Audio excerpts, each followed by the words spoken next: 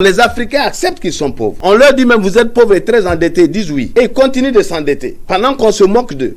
Pendant qu'on leur dit vous êtes très endettés, ils continuent de s'endetter. Mais j'appelle ça la pauvreté spirituelle. Parce que d'abord, tu sais très bien que celui qui s'endette ne sera jamais riche. Si les États-Unis réglaient toutes leurs dettes aujourd'hui, les États-Unis seraient plus pauvres que le Burkina Faso. Si la France payait toute sa dette aujourd'hui, la France serait plus pauvre que le Burkina Faso. Allez aux États-Unis, pour ceux qui vont à New York, à Times Square, à la 42e avenue, vous avez un énorme tableau qui est là, qui égrène seconde après seconde les dettes de l'Amérique. Tout Américain sait combien l'Amérique doit. L'Amérique ne pourra jamais payer ses dettes et fini. Jamais. Alors donc je dis, est-ce que quelque chose qui n'a pas marché est quelque chose dont nous devons nous inspirer? On dit il y a des bonnes dettes et il y a des mauvaises dettes. Ok, les économistes ils vont à fond. Enfin, selon la théorie de Keynes, disent que bon, il faut s'endetter, les États doivent s'endetter pour créer des grands travaux. C'est là qu'on crée des emplois. Ok, nous avons vu que ces systèmes-là connu des échecs. Parce que quand vous prenez une dette et que vous construisez un pont ou, je sais pas moi, un grand édifice, quand vous avez fini de le construire,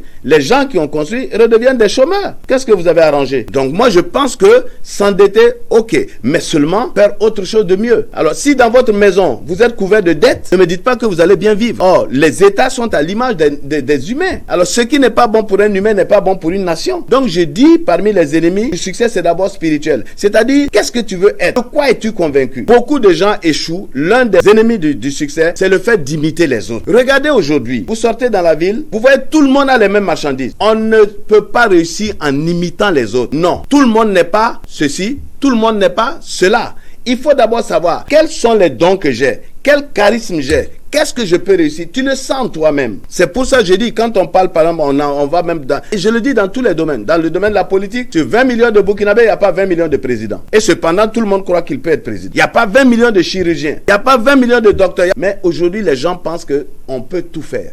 Je dis non. Si tu te mets à ta place, même si tu es un vidangeur de WC, et si tu sais le faire, tu vas gagner de l'argent. Parce que tu vas appréhender, tu vas comprendre les tenants et les aboutissants de ce travail.